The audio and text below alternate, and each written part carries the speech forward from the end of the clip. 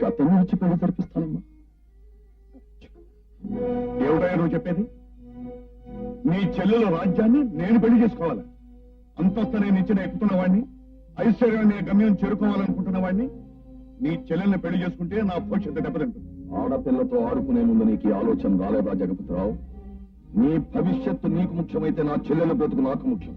ఏమైనా సరే నువ్వు పెళ్లి చేసుకుని తీరాలి. లేదంటే ఏం చేస్తావు? మా చెల్లాయికి నువ్వు రాసిన ఉత్తరాల ఆధారంగా నిన్ను నలుగురిలోకి లాగుతాను, నిజాన్ని బయట పెడతాను. నా చెల్లాయికి న్యాయం జరిపించడం కోసం నేను ఎలాంటి దారుణానికైనా తెగిస్తాను జగపతిరావు, తెగిస్తాను.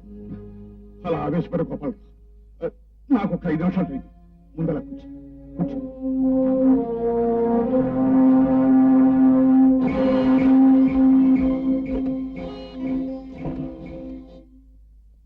బాబు గారు, అదేమిటి ఏడుస్తున్నాను? నన్నేమి అడగొద్దు బాబు, నేనేమీ చెప్పలేదు. ఏమైందమ్మా? ఏమైంది? ముఖం మీద బాబు, వదలండి బాబు, వదలండి బాబు, వదలండి. మా బాబు గారి కోసం వచ్చారని కాఫీ తీసుకొస్తే నన్ను బలవంతం చేయబోయాడు దేవుడు. అబద్ధం అండి, నాకే పాపం తెలియదు. షడప్, నువ్వు ఇంకేం చెప్పక్కర్లేదు.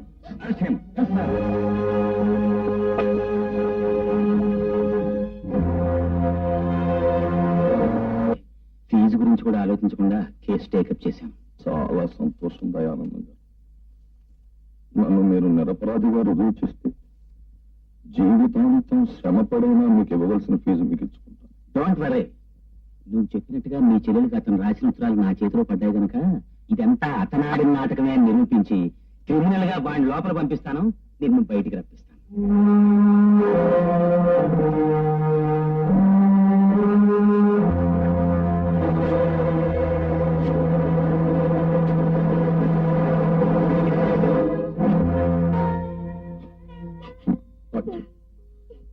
నువ్వు అలా ఏడిస్తే భరించలేను.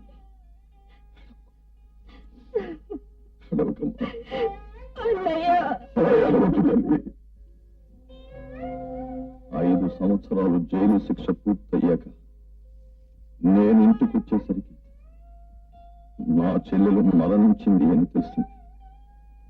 గుండె పగిలేలా ఏడ్చాను. నన్ను నువ్వు జైలుకి పంపించినందుకు నిన్ను నేను క్షమించగలను.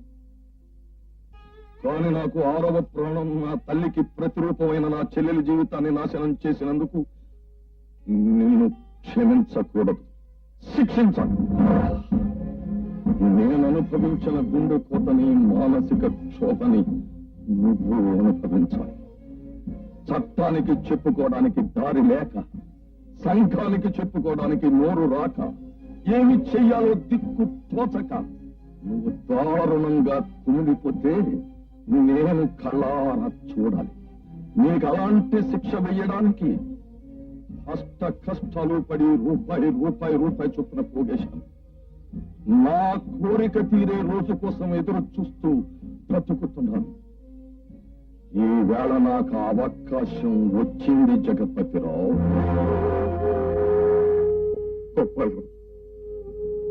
నాకు శిక్ష పడటమే మీ కోరిక అయితే, నేను నరకయాత్ర అనుభవించటమే మీ ఆశయం అయితే, అది ఎప్పుడో నెరవేరింది.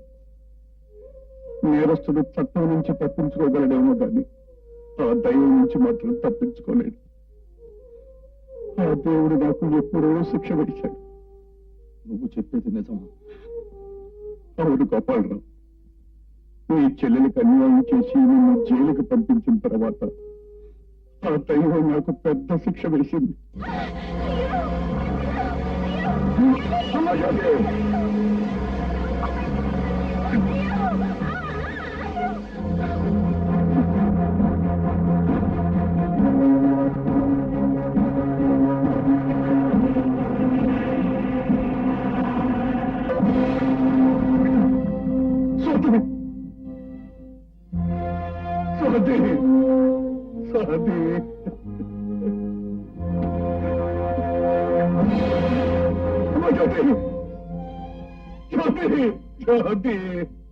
అంతా ఒక రోజులో జరిగిపోయింది. ఇది చాలదంటావా గోపాలరావు? చాలదంటావా? నీ కుటుంబానికి నేను చేసిన అన్యాయానికి ఫలితం అది అనుకున్నాను. చేసిన తప్పుడు కొంతైనా దిద్దుకోకపోతే మండే నా మనసుకు శాంతి ఉండదనుకున్నాను.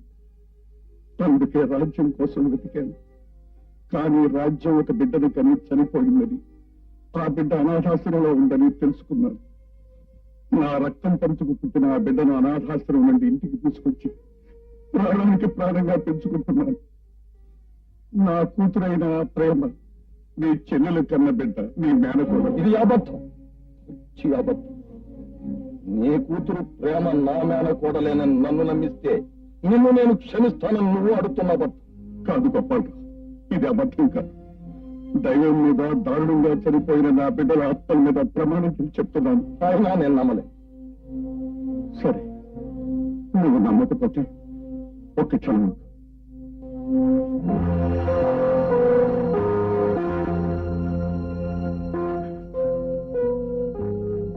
ఇదిగో అనాథాశ్రమం వాళ్ళు ఇచ్చిన కాగిత చూడు.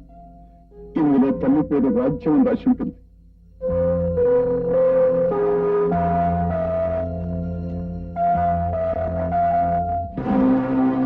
ఇదిగో రాజ్యం తన బిడ్డ మెళ్ళ వేసిన గొలుసు.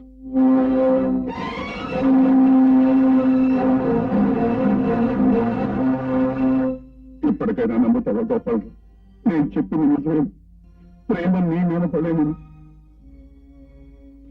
నా మేనకోడలా? నా చెల్లెలు కన్న బిడ్డ ప్రేమ నా మేనకోడలా? అలా జరగడానికి వీల్లేదు.